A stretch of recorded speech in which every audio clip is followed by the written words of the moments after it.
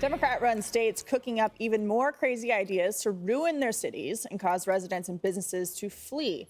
A new bill in Oregon would decriminalize camping in public places and let the homeless treat their tents as private homes, even if they clog up the sidewalks.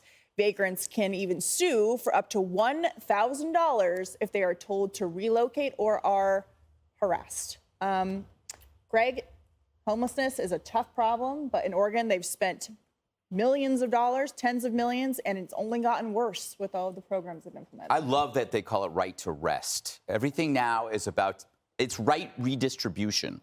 So your right to walk your street safely is gone, but they can shoot up on your lawn. And no, they aren't resting. I know that we've been fed a lie that all the homeless are out there and they're all victims. It's not true. A lot of them are mentally ill, but a lot of them flock there to do their drugs. They harass locals. They publicly defecate. They thieve. Is that a verb? They thieve? Yeah. I should say they steal. They steal to pay for their drugs. So we're in a place where the concept of rights has been hijacked, corrupted, and exploited. And the worst of society is now getting to be the benefit of it. Parents, you're losing your rights. Small businesses, you lose your rights. Police use their rights. Meanwhile, deranged street people, professional thieves, and violent felons get more rights. This is a downward trend. It's only going in one direction. You got to ask: crime, education, civility, everything is tracking downward. It's so strange. Why is that? It's going from order to disorder.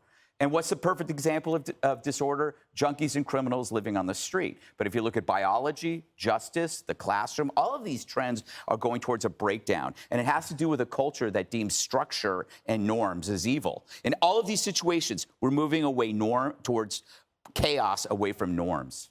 So, Judge, the people who implement these policies would say that we're doing it to decrease the homelessness problem. But for the 9th straight year in Oregon, the homeless population has grown. Yeah, well, Oregon, I've come to the conclusion that, there's a lot that they don't understand. I mean, didn't they have that situation where they were going to allow everyone to shoot up and nobody would be arrested? And now they can't understand why there's more crime and more drugs in the area where they allow this open-air drug use. Here's the bottom line. Their right to rest law, which is decriminalizing camping in public places, is a total surrender of the rest of our rights. What is a public place? A public place is a sidewalk. Where can a sidewalk be? A sidewalk can be in front of your home. A sidewalk can be in front of your business. And if you dare sweep, harass, or threaten them to move, you'll be fined $1,000. Now, I want everyone to think about the fact that where you live, there are ordinances in every city, town, and village, and all the municipalities. You can't build your home or a wall or a fence unless it's X feet from the street. You will be fined if you don't build in accordance with the town ordinance. These people, however, they not only get to violate all those ordinances that you and I have to follow, but they get to impinge on your right to the enjoyment of the use of your own property. Yeah. If I like my property and I pay a lot of taxes, I don't want to know that someone is on a sidewalk. And by the way, if I'm a homeowner, I have to maintain that sidewalk. And if I don't, I'll be fined.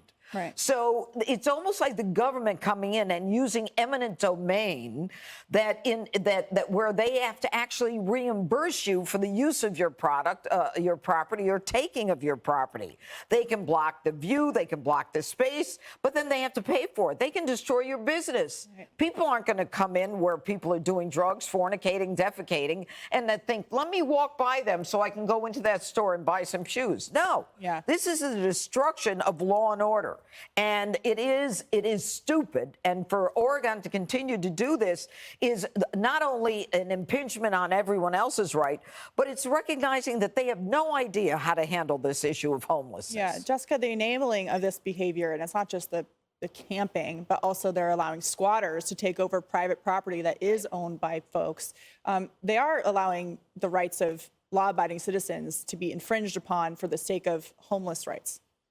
It's an incredibly tough issue because, to Greg's point, obviously there are some bad actors in this, but there are a lot of people who are just have fallen on incredibly tough circumstances and are just trying to make it through the night, right? Not everyone. That's not this. But you're not setting Yeah, it it's up not outside. I'm talking about homelessness writ large That's as not a this. problem. Yeah. It's not even writ large anymore. We understand it. We look on the streets. These are people that are pretty much happy with the situation. I see a lot of very unhappy people. But Take the subway you know what to I work. mean. You mean the overwhelming majority of people are drug addicts or mentally ill, meaning they prefer to. When I say mentally ill, they're happy on the street. It's the same thing. It's the same thing. Okay.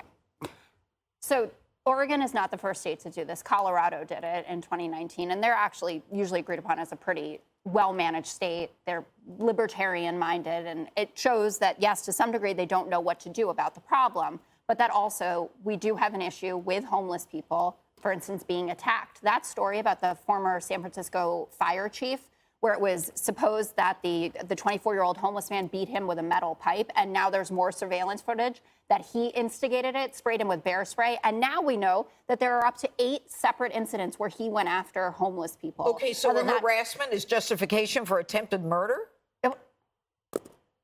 it was marketed as unprovoked assault with a metal pipe, and this. You don't have to market it to me. You spray somebody and then you come at me with a What did he crowbar. That's spray him attempted for? murder. And what did he spray the other 8 people for? I'm just saying that homeless people are not living large and not in danger. You in can't any build a event. trend around one Joey, jerk. Yeah, you. If you let He me may have be a jerk. numbers. That guy may be a jerk. You Well, may be I think absolutely he's right. undoubtedly a jerk. Listen, Well, And but I mean, what you're trying to do is you're trying to say, okay, ignore all of these homeless guys in New York City that have pushed Asian women in front of trains, have I'm cold not cocked saying people. that. No, but you're trying to prop up one thing that happened once and saying like, hey everybody, it's not a problem. Look what they're the victims. I'm trying Joey, to the add some problem nuance is, to look, I it. reserve the Look, right the to bear statistics spray show- anyone hanging out on my steps. There you go. And as a gun owner, that's wasn't a on his pretty steps. good, that's a pretty middle of the road answer there. Here's the deal. Buy yourself a double wide in the middle of the biggest piece of property you can find. Get away from this concrete abomination. Let them all turn into Chernobyl. Leave them to the mutants willing to live here in the ruins. Go be somebody. Don't live around this trash. That's all it's turning into, and the politicians will make sure it gets there. Have pity if you want to, but have pity from a very far distance. Put it in the middle of 20 acres, and then when they come on your property in a state like Georgia, you give them a warning, then a warning shot. Well, that's a great solution. I'm moving. All right. Hi, everyone. I'm Brian Kilmeade. I want you to do me a favor. I want you to click to subscribe to the Fox News YouTube page. This is the only way that I know for sure that you're not going to miss any great commentary, any great news bites, any great interviews coming your way on Fox. You can get it all here on YouTube. So subscribe right now.